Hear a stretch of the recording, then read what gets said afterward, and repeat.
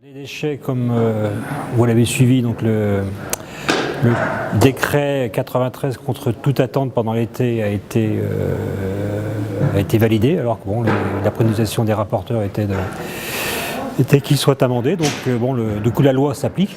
D'accord. Donc sur les déchets, donc la loi, donc la fédération a averti tous ses adhérents dès cette annonce pour que tout le monde se mette en conformité. Donc je rappelle qu'on doit se mettre en conformité d'organiser la reprise des déchets, donc avec tout moyen possible, dont un des principaux effectivement est de signer un conventionnement avec une société privée ou publique de gestion de déchets pour pouvoir flécher la problématique de nos adhérents chez ces organismes. Voilà. Alors, entre-temps, dès la rentrée, la feuille de route de l'économie circulaire a lancé de nouvelles pistes.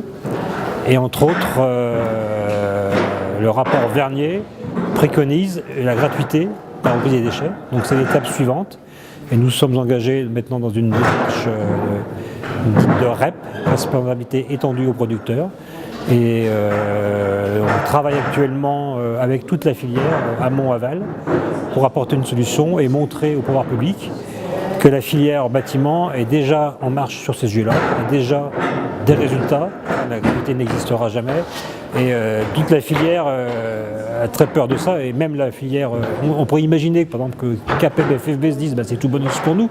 C'est les négociants et les industriels qui vont payer. Mais ils sont bien conscients qu'à la fin, il y aura des coûts cachés qui vont se répercuter sur leurs coûts à eux et qui ne pourront pas maîtriser. Donc eux, ils sont également dans la même ligne que l'amont, que le milieu et que l'aval. On est tous sur la même ligne, de la gratuité, c'est un leurre. Et on préfère nous s'en occuper des déchets, des problèmes des déchets, plutôt que de laisser créer un mastodonte qui sera complètement ingérable, puisque ce sera très dur à gérer.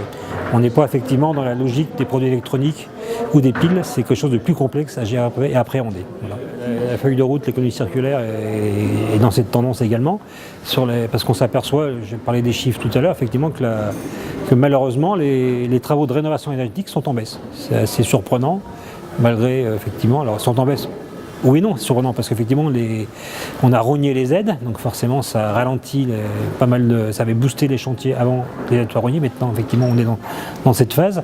On s'aperçoit que c'est une cause vertueuse qui arrange tout le monde, c'est un accord gagnant-gagnant finalement, mais qu'on a besoin de toujours inciter les personnes à le faire, ou alors soit le client final attend ça systématiquement.